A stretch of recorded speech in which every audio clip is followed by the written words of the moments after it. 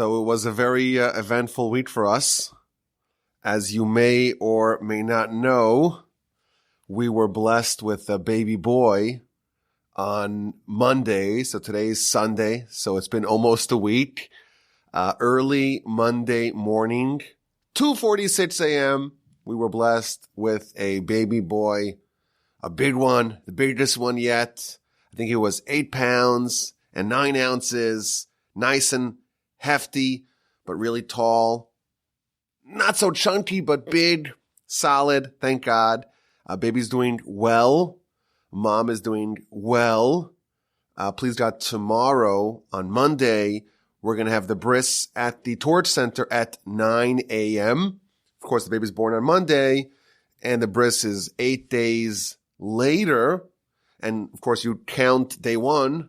So Monday counts as day one, and therefore the successive, the upcoming Monday is 8 days later, and that is the bris. And what I thought to do today is to share with y'all what I said on Friday night at the Shalom Zachor. Now, what is a Shalom Zachor? So the word shalom or shalom means peace or welcome, and Zachor means a male, a boy. And there is an ancient tradition that on Friday night, the Friday night after a baby boy is born, you get together, the whole neighborhood comes over, and you have some alcohol and some beer and tequila. And of course, as you may know, I don't drink.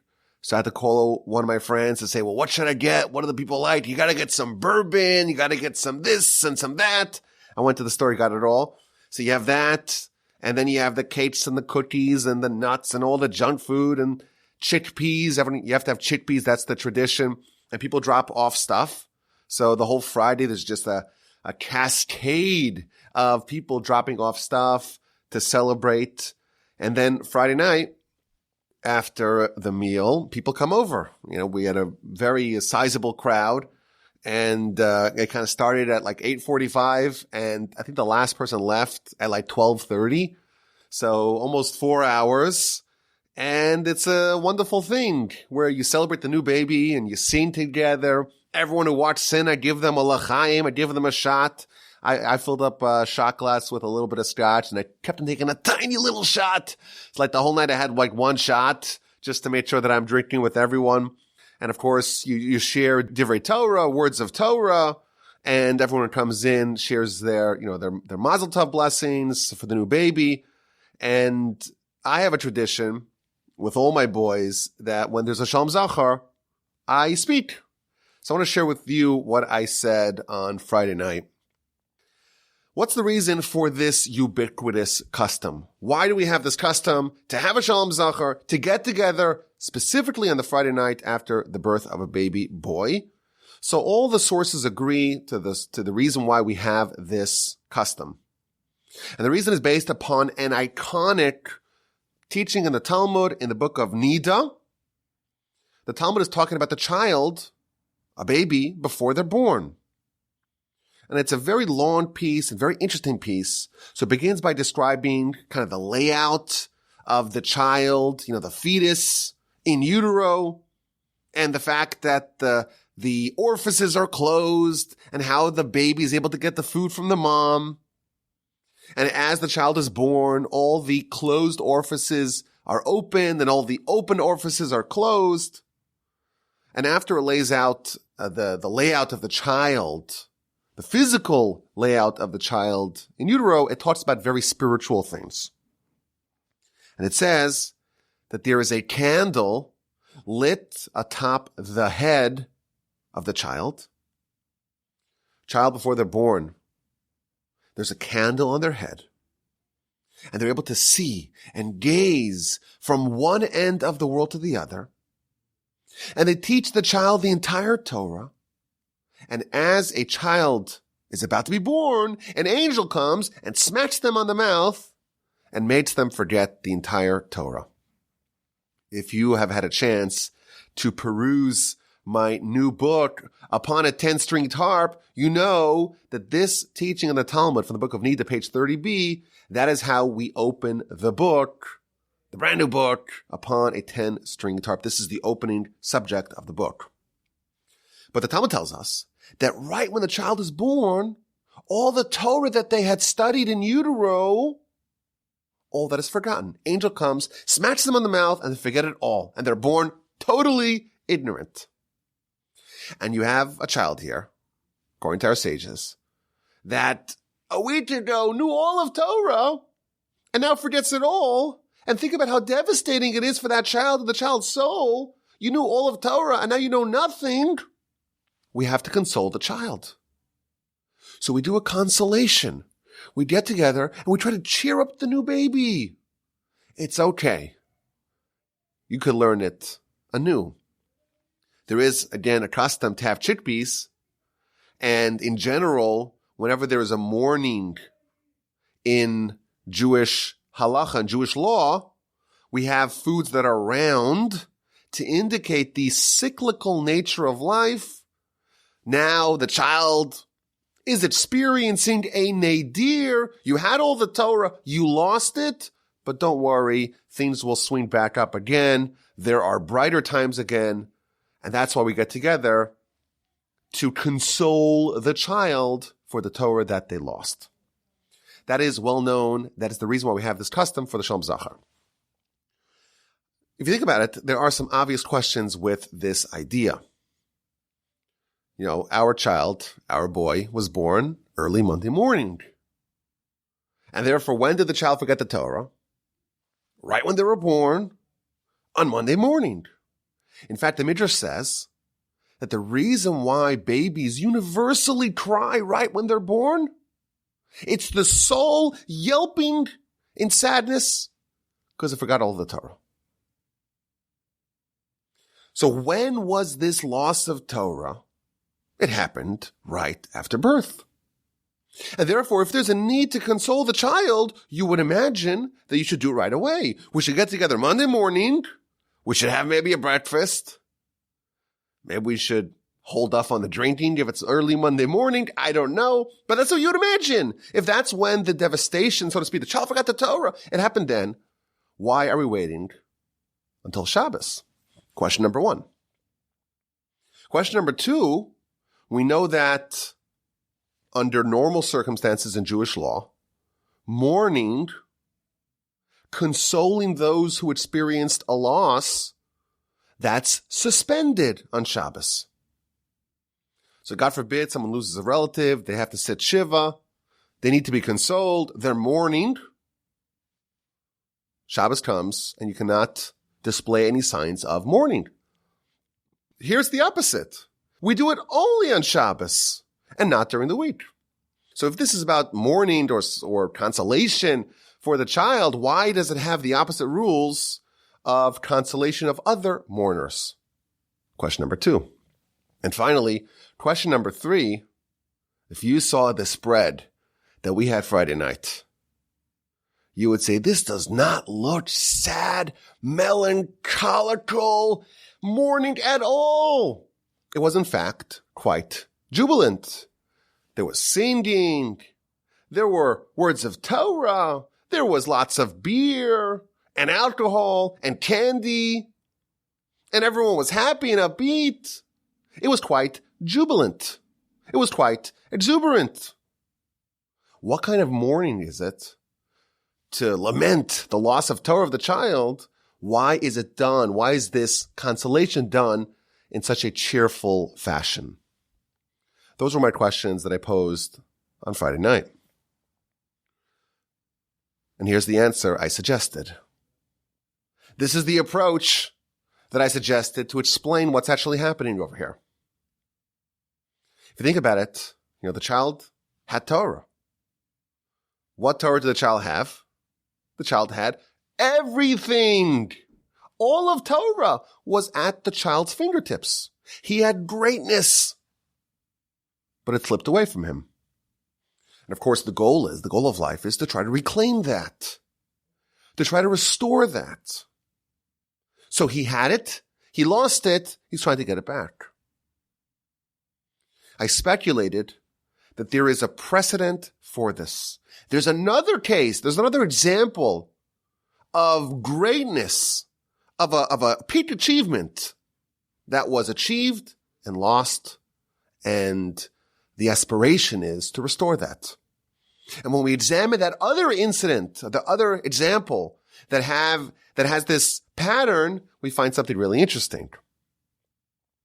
The Talmud tells us in the book of Shabbat, page 88a, it tells us that when the Jewish people said, Na'aseh v'nishma, we will do and we will listen, before the Sinai revelation, and they committed to uphold the Torah before they even knew what it contained. They agreed to the Torah sight unseen. The Talmud says this was an act of angels. They acted like angels, committing themselves to God even before they know what it entailed. And as a result of that, the 600,000 souls of the Jewish people, 600,000 angels descended from heaven. Each angel was bearing 2 crowns, one for Na'aseh we will do, and one for Nishma we will listen. And they placed those crowns atop the heads of the 600,000 Jews that were present. The Jewish people said something so incredible. Na'aseh v'nishma, we will do, we will listen, we're committed to Torah before we even know what it contains. And that was just such an incredible act of commitment to God. They earned 2 crowns, and 600,000 angels descended and installed those crowns, one for Na'aseh, one for Nishma, on the heads of the Jewish people. But then, 40 days later, the Jewish people sinned, and they did the golden calf.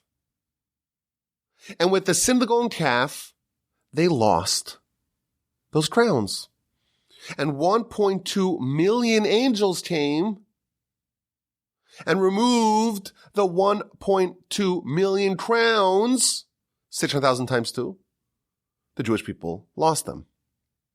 Continues the Talmud, but those crowns were not lost for all. Those crowns were all acquired by Moshe.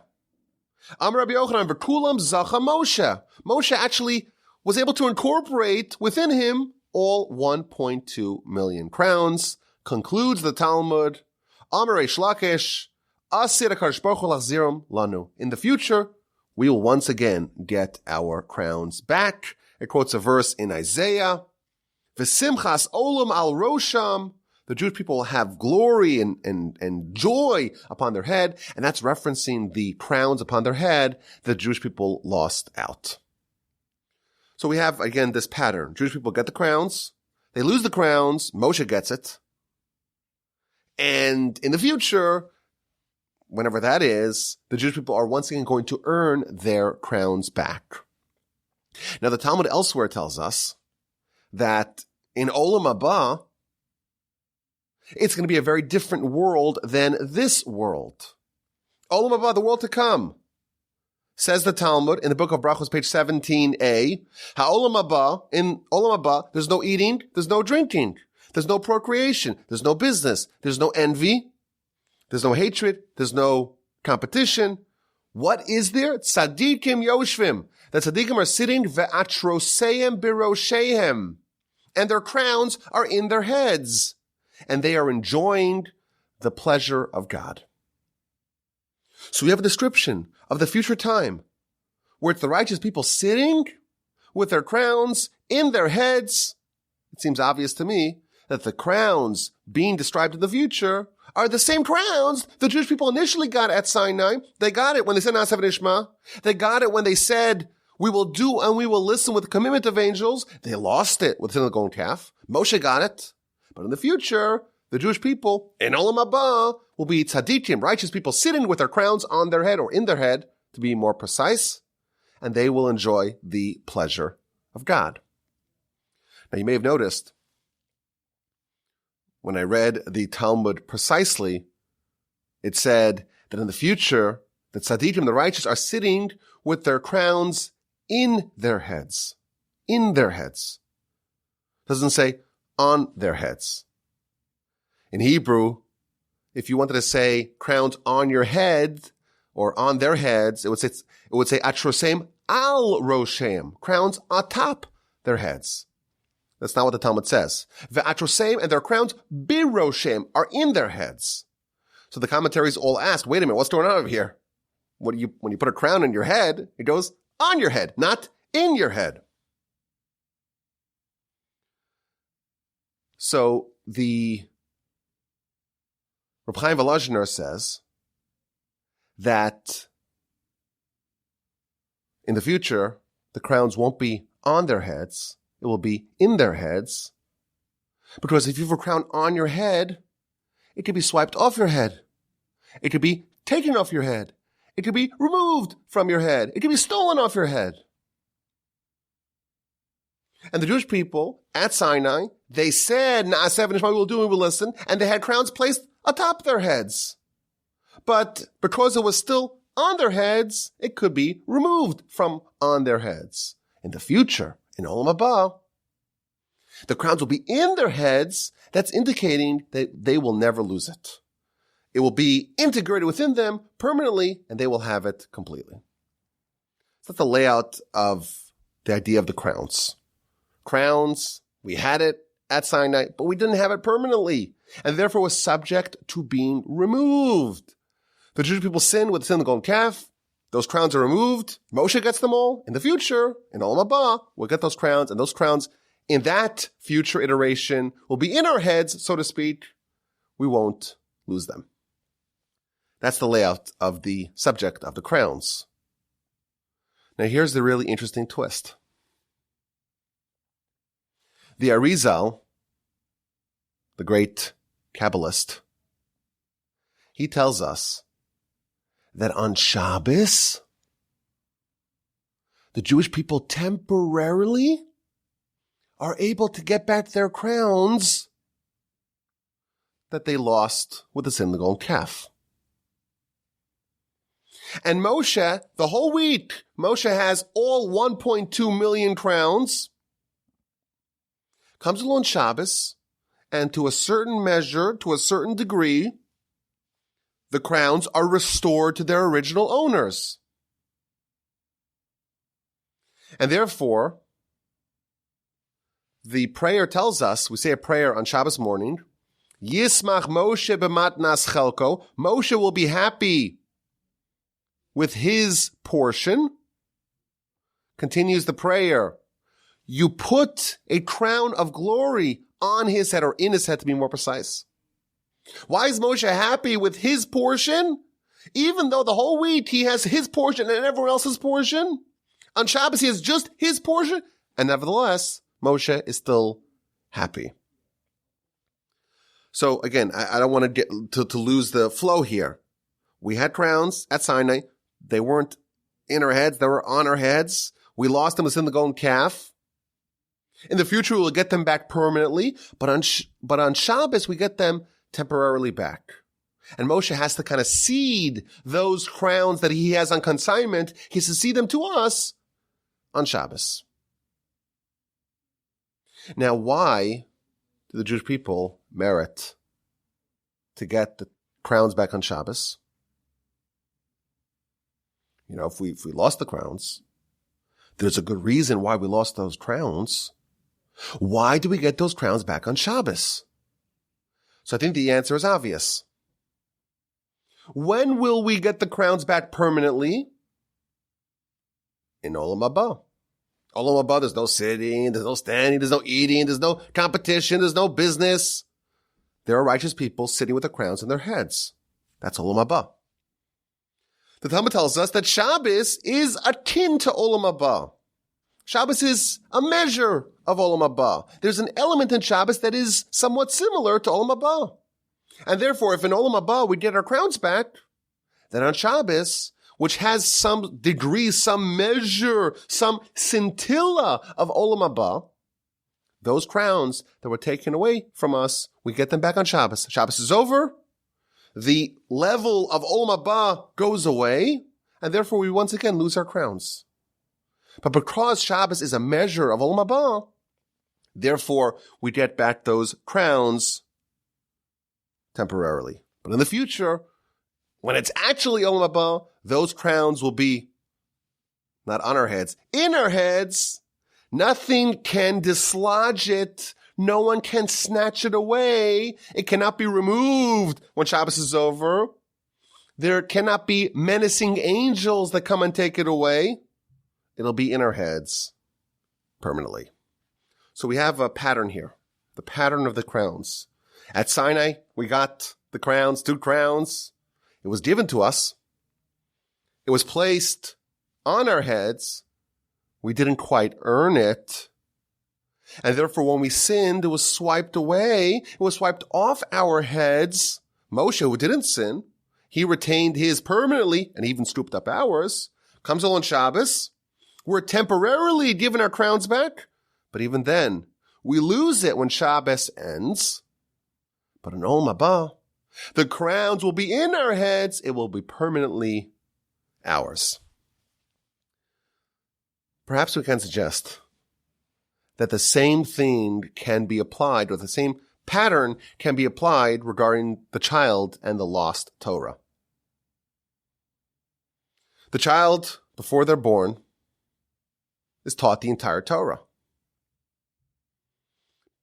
Immediately prior to birth, the child knows the entire Torah, seemingly with no effort on his part. Why does the child know the whole Torah?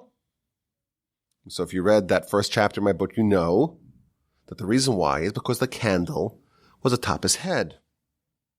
The candle, which is a reference to the child's soul, was the child's consciousness, and like a crown, it was perched atop his head.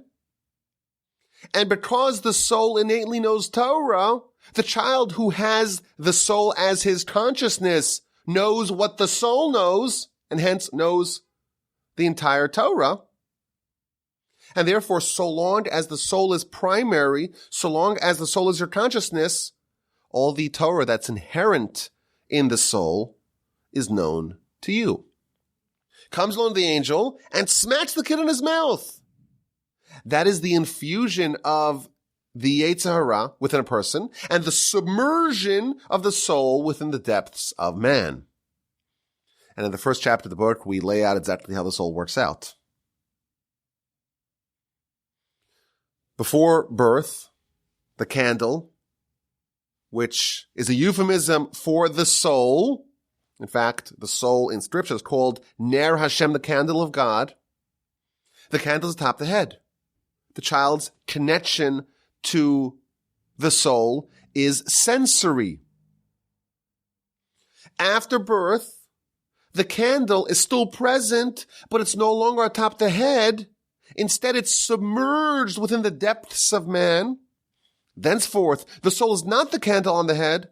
It's the candle deep inside the innards of man, searching out a way out of the labyrinthine maze that it is placed in.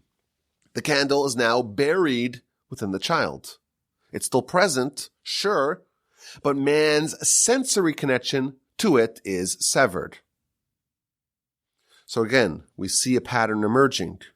Child had the candle atop his head and therefore knew all the Torah of the candle.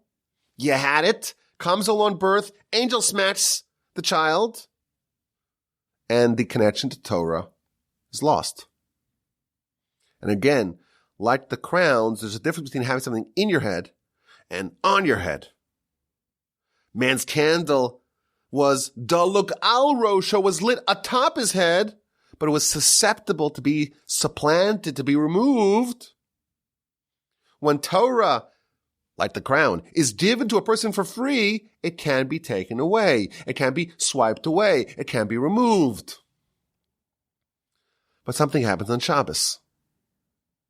Our sages tell us that on Shabbos, everyone is given a neshama yesera, an extra soul. And just like on Shabbos, which is a measure of the world to come, and therefore we have a little bit of a connection to ourselves in Olam Haba, and we're able to get back those crowns temporarily on Shabbos, so too Shabbos, when we get the extra soul, is a measure of life the way it was before birth. We're able to regain a bit of the lost Torah on Shabbos.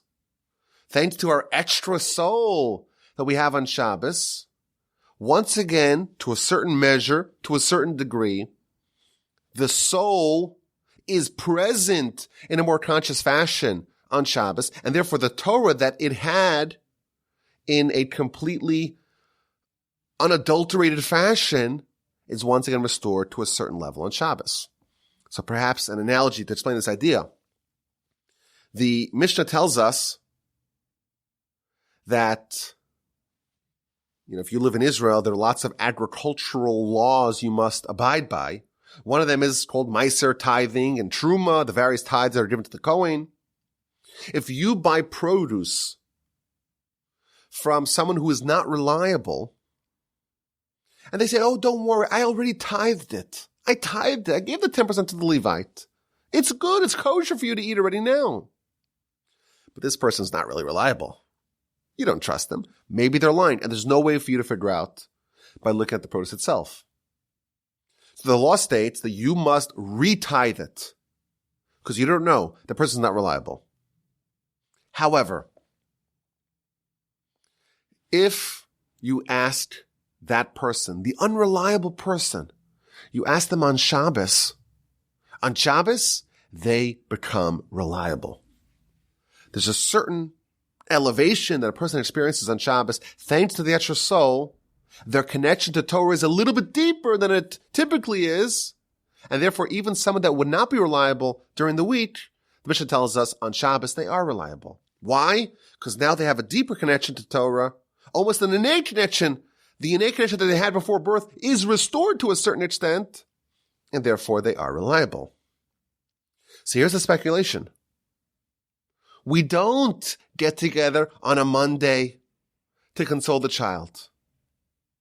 We wait until Shabbos. Because now we have a pitch. We have a message.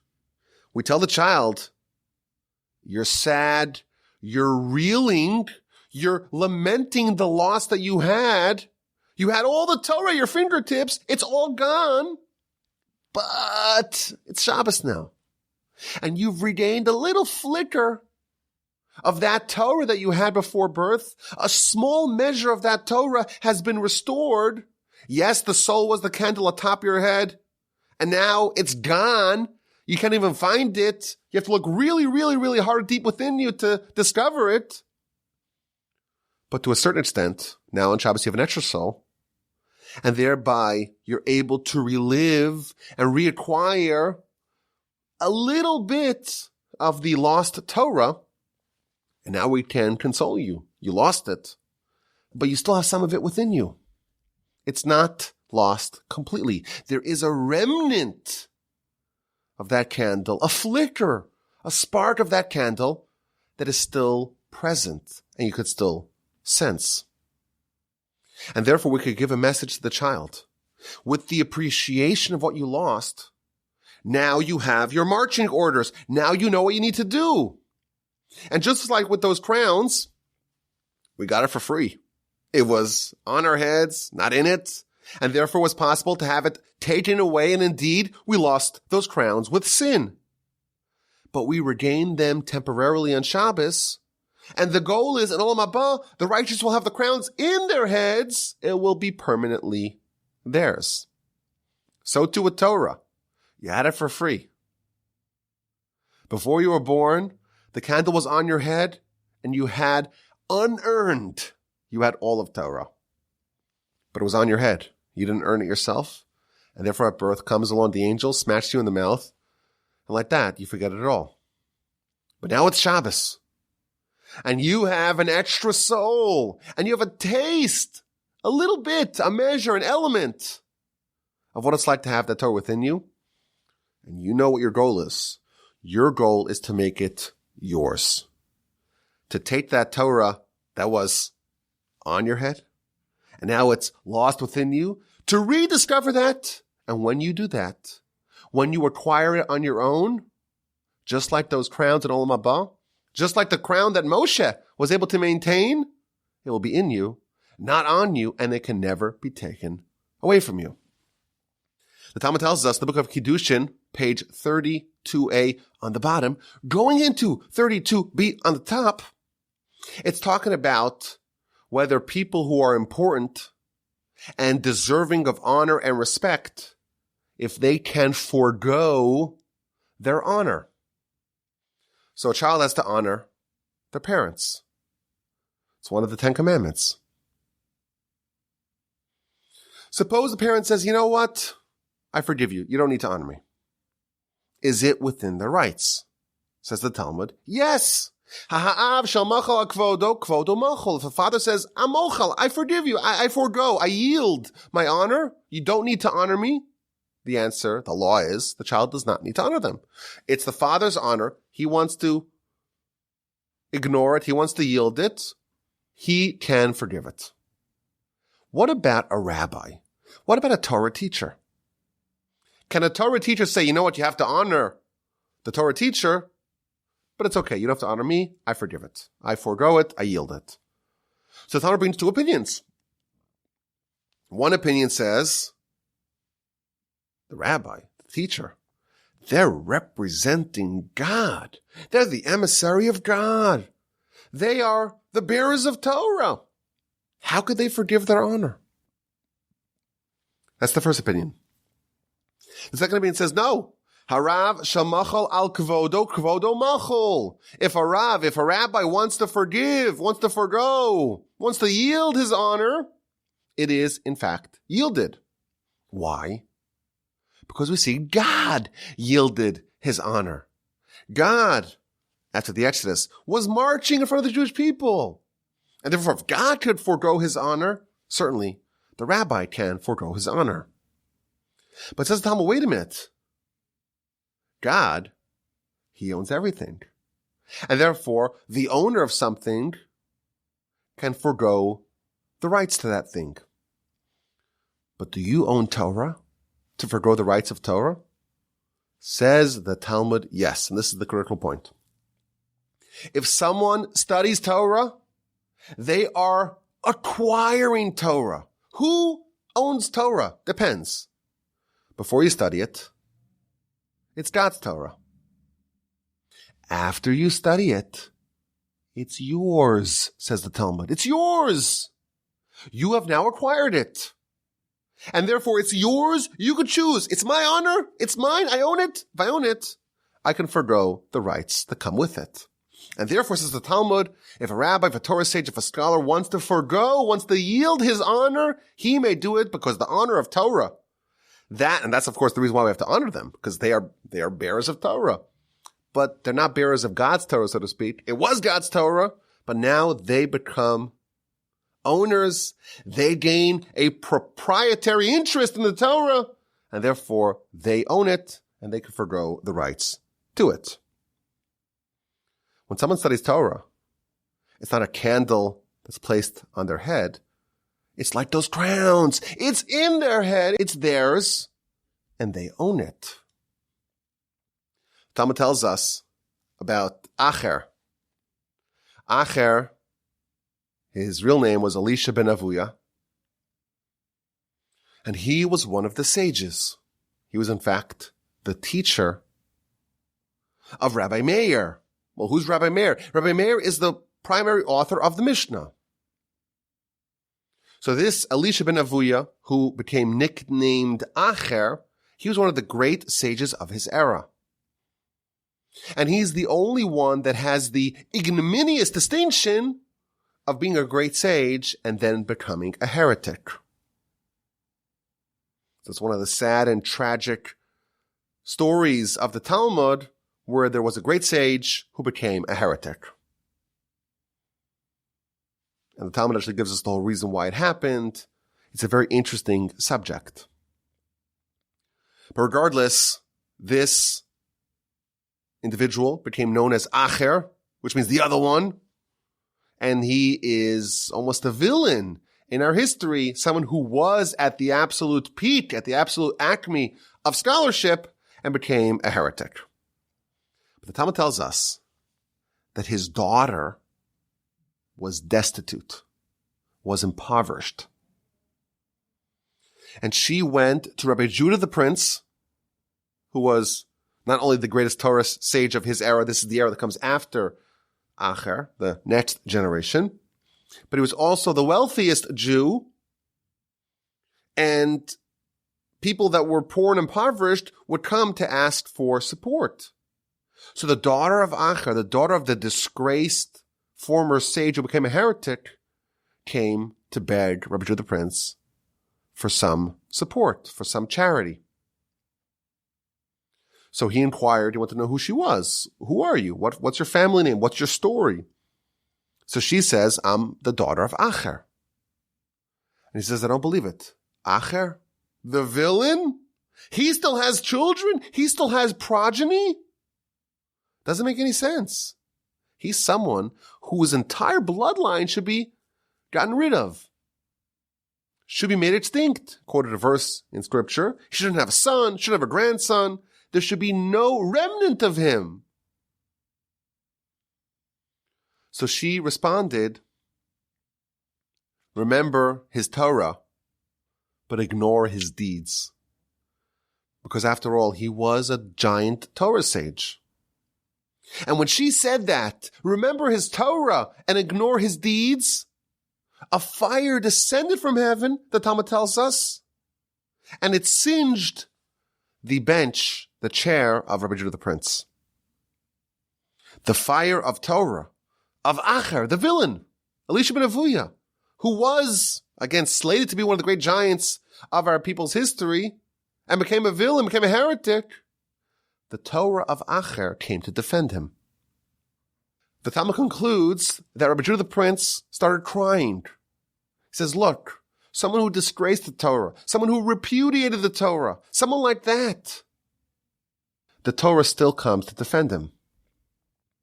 Imagine how the Torah will defend those who still cherish and honor it.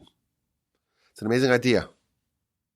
If you acquire Torah, it is yours. The crown is in your head. Nothing can take it away from you. And even someone, again, as disgraceful as Acher, who rejected it, who tried to forget his Torah, who tried to get students to leave the academy. But nevertheless, when he studied Torah, he acquired the Torah, it became his Torah. He became the owner of that Torah, and nothing, even he couldn't reject the Torah. The Torah was still his forever. So we have a pattern here. You get something for free, it's only on your head. It can be taken away. Both the crowns and the Torah the child gets in utero.